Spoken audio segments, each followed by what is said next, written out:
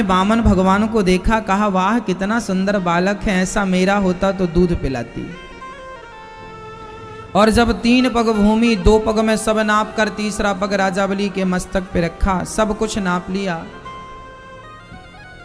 तो रत्नमाला बोली ऐसा छलिया बेटा मेरा होता तो मैं इसे जहर पिलाकर मार डालती। भगवान ने कहा तुम्हारी दोनों इच्छाएं हम पूरी करेंगे। पूतना रत्नमाला की पहली इच्छा है भगवान को दूध पिलाने की, दूसरी इच्छा है जहर पिलाने की। जहर भी पिलाना है और दूध भी। अब भगवान ने कहा इस जन्म में तो दोनों इच्छाएं पूरी हो नहीं सकती, तुम अगले जन्म में आना। तो वही रत्नमाला पूतना बनकर आई, अपने स्तनों में दूध की जगह जहर भर के। थोड़ा दूध था, थोड़ा जहर। भगवान ने कहा चलो दूध भी पिएंगे जहर भी पिएंगे, एक बार में दोनों काम हो, एक पंथ 2 काज।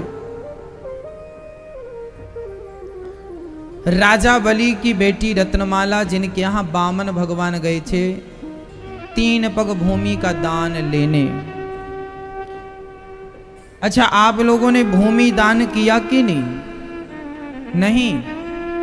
यदि ईश्वर ने सामर्थ्यवान बनाया है तो उतनी भूमि दान जरूर करना जितनी हमें लगती है। अच्छा, हमें कितनी भूमि लगती है बताओ? बोलो। हाँ?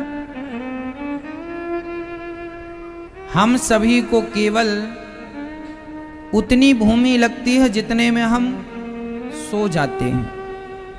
आपका घर 500 गज में है माना कि, पर सारे घर में तो आप रह नहीं सकते। आप सोते तो लगभग 2 गज या 3 गज भूमि लगती है सोने की। इससे ज्यादा में आप सो पाएंगे? आपके घर में बहुत है पर आपके उपयोग की थोड़ी है।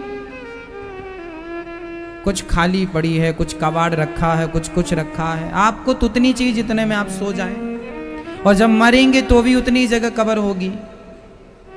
अर्थी भी हमारी लगभग 2, 2.5, 3 गज की होती है। कफन भी तो 2 गज का। हम लोग, आप लोग सुनते हैं, हम लोग भी बचपन से सुनते आए कि जाएगा जब यहां से कुछ भी ना साथ होगा, 2 गज कफन का टुकड़ा तेरा लिबास होगा। 2 गज कफन का टुकड़ा मतलब हमारे शरीर में 2 गज कफन का टुकड़ा बहुत होता है। इतना बड़ा हो जाता है, बच भी जाता है। तो हमें कम से कम 2 गज भूमि का दान करना चाहिए। 3 पग भूमि का दान राजा बलि ने किया। भूमि दान किया तो भगवान ने उन्हें पाताल का राजा बनाया। इसलिए यदि ईश्वर ने सामर्थ्यवान बनाया तो भूमि दान करना। अभी संत निवास बनने जा रहा है तो संत निवास के लिए भूमि ये दास अनिरुद्ध देख रहा है, देख ली है। लगभग आप सभी 1 गज 2 गज का सहयोग करेंगे तो भूमि संतों के लिए, और रसोई जहाँ गौरी गोपाल जी की बड़ी रसोई रहेगी वहाँ रसोई भी रहेगी, संत निवास भी, संतों का रहने का स्थान रहेगा। संत निवास जहाँ संत रह के भजन करेंगे। तो ऐसे शुभ कार्य के लिए आप 1 गज 2 गज भूमि दान कर सकते हैं, संकल्प ले सकते हैं। बामन अब भगवान छोटे से पालने पर लेटे थे, पूतना मौसी चली गई। अच्छा, पूतना अपना रूप बदल करके गई थी, राक्षसी सुंदर बन के गई। भगवान ने देखा कि मौसी जी आ रही हैं, इनका स्वरूप बहुत सुंदर है पर स्वभाव बिल्कुल खराब है। तन अच्छा है, मन बुरा है। भगवान कहते हैं जिसका तन बहुत अच्छा हो, मन बहुत गंदा हो, ऐसों को मैं देखना भी पसंद नहीं करता। इसलिए भगवान ने कहा देखो ही मत, देखना भी नहीं, ठीक समझा, आंखें बंद कर ली, नेत्र बंद कर लिए भगवान ने, क्योंकि पूतना का तन सुंदर था, मन सुंदर नहीं था। इसलिए कोशिश करो कि आपका मन अच्छा हो सबके लिए। तन से हम काले हैं कोई बात नहीं, हमारा तन बुरा है कोई बात नहीं, हम देखने में अच्छे नहीं हैं कोई बात नहीं। भगवान को तन थोड़ी चाहिए, मन चाहिए, है ना, मन चाहिए। निर्मल मन जन सो मोहि पावा, मोहि कपट छल छिद्र न भावा। शबरी माता दिखने में कैसी थी बताओ? शबरी माता दिखने में ऐसी थी कि जब उनका विवाह हुआ तो उनके पिता ने अमावस्या की रात में विवाह किया। अमावस्या की रात सबसे काली रात होती है, कुछ नहीं दिखता। अच्छा, माता शबरी के पिता को यह डर था कि मेरी बेटी इतनी काली है, इतनी काली है कि कोयला फिर भी ठीक है। माता शबरी बहुत काली थी और दिखने में बिल्कुल अच्छी नहीं थी, कुरूप थी। उनके पिता को चिंता हुई मेरी बेटी से विवाह कौन करेगा। तो अमावस्या की रात में विवाह तय किया। लड़का देखा, लड़का पसंद आया, पर उस जमाने में तो लड़का लड़की को देखता नहीं था। तो काली दुल्हन पकड़ा दी। अब जब दुल्हन चल पड़ी, माता शबरी की विदा हुई, विवाह हुआ, जंगल से वो लोग विदा करके जा रहे थे। तो दुल्हे के मन में आया कि जरा मैं देखूं तो कि मेरी दुल्हन कैसी है। तो उसने डोली रुकवाई और डोली के अंदर घुस के उसने घूंघट उठाया तो डर गया और डर के भाग गया। बोले ये हमारे हिसाब की नहीं है, जंगल में छोड़ के चला गया। सारी बारात भाग गई, डोली बैठी रही, शबरी माता बैठी रही। वहां मतंग जी का आश्रम था।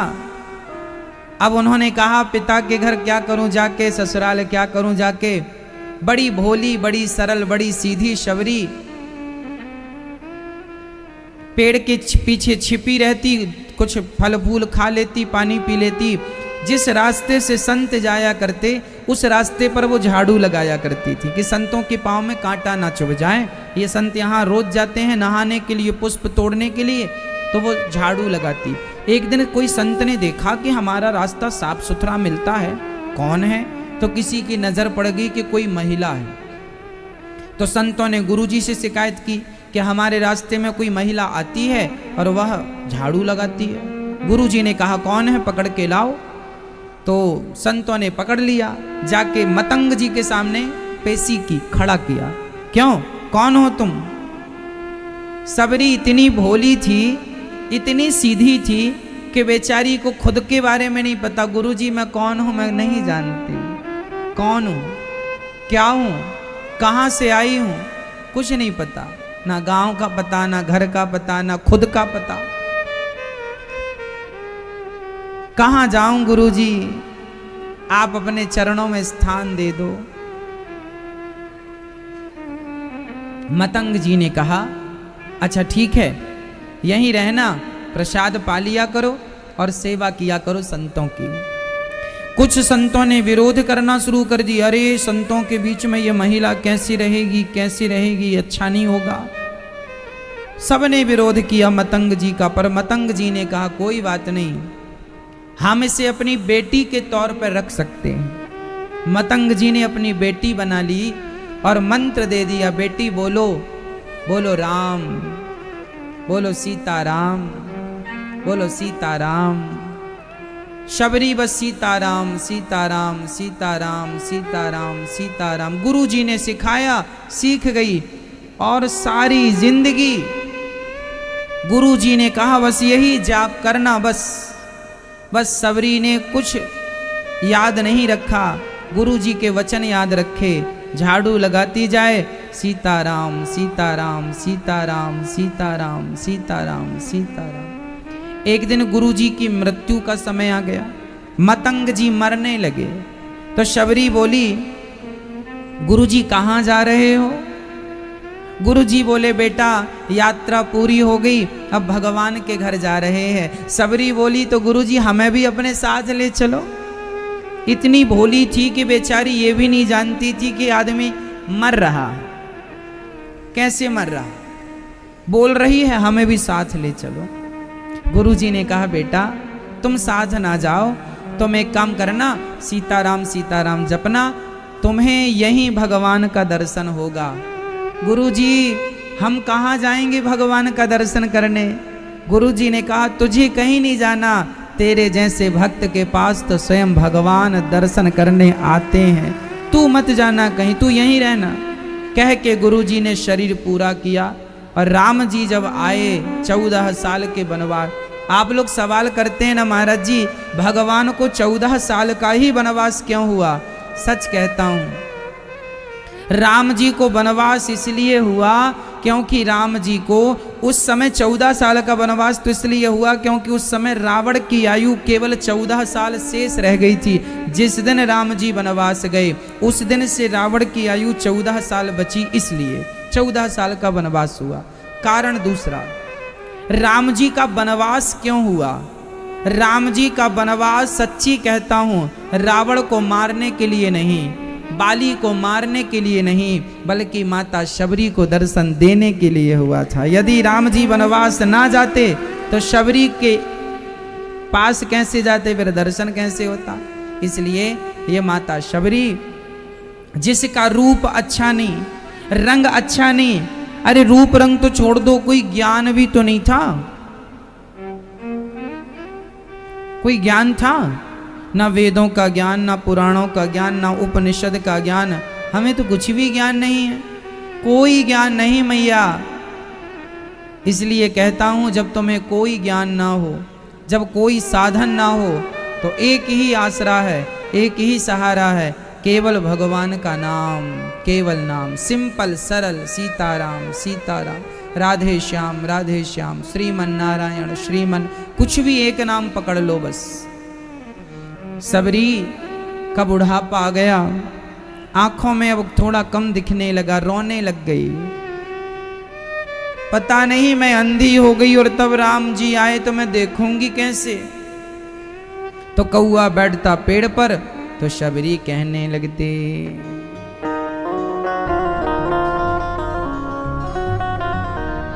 बोल बोल बोल कागा राम कब आएंगे?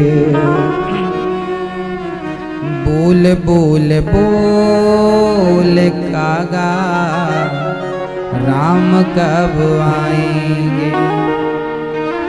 सबरी की झोपड़िया के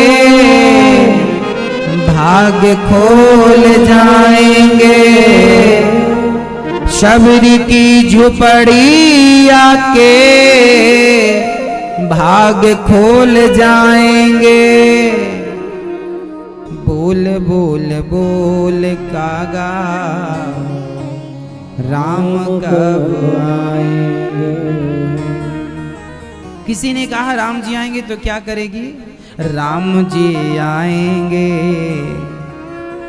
हम जंगल को जाएंगे, जंगल से मीठे मीठे बेर चुन के लाएंगे, बेरों का भोग अपने राम को लगाएंगे, बेरों का भोग अपने राम को लगाएंगे। बोल बोल बोल कागा राम कब आएंगे? शबरी माँ का इंतजार। देखो भक्ति के रास्ते पर चलोगे ना, इंतजार करना होगा, थोड़ा सा टाइम लगता है। बच्चे को भी माँ के गर्भ से बाहर आने में 9 महीने का वक्त लगता है, फसल को भी पकने में 4 महीने का, 6 महीने का, आम की फसल को 5-5 साल लगते हैं। आम की फसल कब आती है?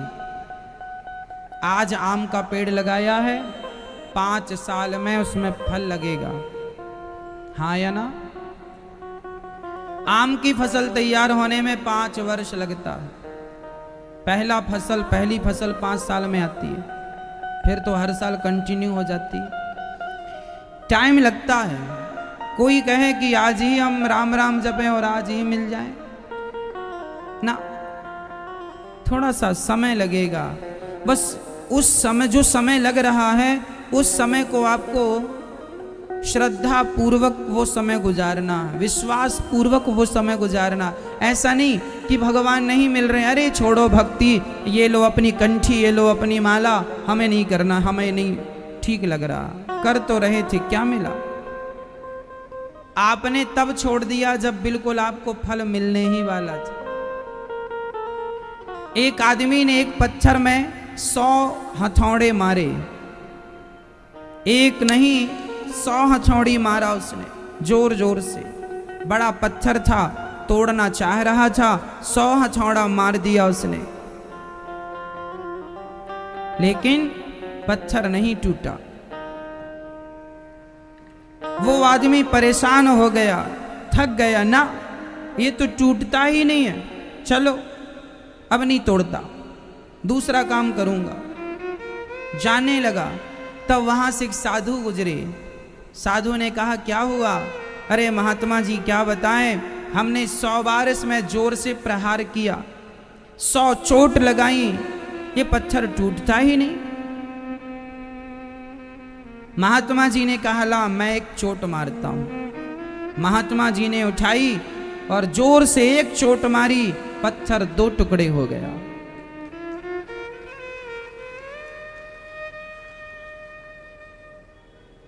जब एक चोट में काम होने वाला होता है ना, तभी आदमी छोड़ देता है। वो एक चोट महात्मा जी ने मारी तो उस आदमी ने कहा हमारे सामने आना पड़ेगा। भक्त को जिद्दी होना पड़ता। केवट ने राम जी से जिद कर ली, मैं पांव धोए बिना पार नहीं लगाऊंगा। केवट ने क्या कर ली? जिद कर ली, मैं आपके, राम जी बोले मुझे पार लगा दे भैया। केवट बोला लगाऊंगा, एक शर्त है, आपके चरण धोऊंगा। क्या बिना चरण धोए नहीं लगा सकता? ना, पास में फिर पानी कम है, वहां से पैदल निकल जाओ, पैदल निकल जाओ चलेगा, पर मैं बिना पांव धोए पार नहीं लगाऊंगा। तो कभी कभी भक्त को जिद करना पड़ता।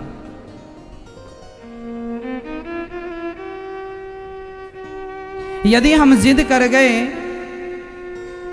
तो काम बन जाता है, लेकिन हमारी जिद है नहीं, हम जिद्दी ही तो नहीं है। हम वस्तुओं के लिए, संसार के सुख के लिए तो जिद करते हैं। छोटा सा बच्चा खिलौने के लिए जिद करता है तो ना चाह करके भी माँ बाप को दिलाना पड़ता है। उसी तरह भक्त यदि भगवान को देखने की जिद करने लगे तो ना चाह करके भी भगवान को आकर दर्शन देना पड़ेगा कि अब जिद कर रहा, चलो दर्शन दे ही दे देते हैं, इसका कल्याण कर ही देते हैं। तो भक्त को क्या होना पड़ता है? जिद्दी। जिद किया करो। तुम्हें देखने की जिद है, क्या करें?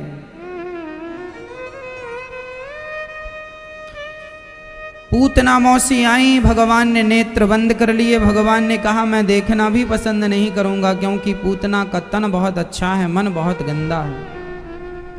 माता शबरी का तन बहुत गंदा था, लेकिन भगवान मिले कि नहीं?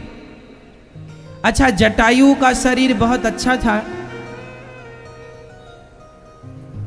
बोलो। जटायु तो पक्षी था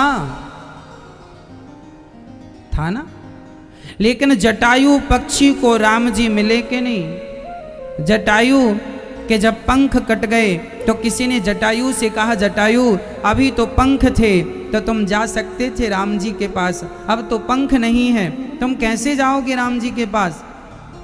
जटायु ने कहा, भगवान जब पंख थे तो जिम्मेदारी मेरी थी राम के पास जाने की, अब तो पंख नहीं है, अब जिम्मेदारी राम की है मेरे पास आने की। और राम जी ने वो जिम्मेदारी बखूबी निभाई। राम जी के पास जटायु को नहीं जाना पड़ा, बल्कि राम जी जटायु के पास आए। भक्ति ऐसी करना कि तुम्हें भगवान के पास ना जाना पड़े, भगवान स्वयं चलकर हमारे पास आए। यही हमारी भक्ति की सार्थकता, सफलता है। जटायु का रूप रंग क्या था? पक्षी थे। शबरी माता का रूप रंग क्या था? बिल्कुल काली थी। लेकिन भगवान मिले ना, भगवान सुंदर तन वाले को नहीं, भगवान तो सुंदर मन वाले को मिलते हैं। इसलिए मन का सुंदर होना जरूरी है, तन का सुंदर होना उतना जरूरी नहीं है। संसार के लोगों को रिझाना हो तो तन की सुंदरता चाहिए, भगवान को रिझाना हो तो मन की सुंदरता चाहिए। अब आप रिझाना किसे चाहते हैं वो आप देख लीजिए।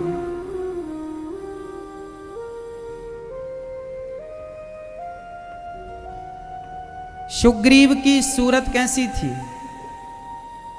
सुग्रीव तो बंदर थे, कैसे थे? हनुमान जी कैसे हैं? बंदर के रूप में। बंदर की सूरत कोई अच्छी होती है? मैया, बंदर कोई अच्छा होता है देखने में? लेकिन उन बंदरों को भी राम जी मिल गए कि नहीं? यदि तन सुंदर तन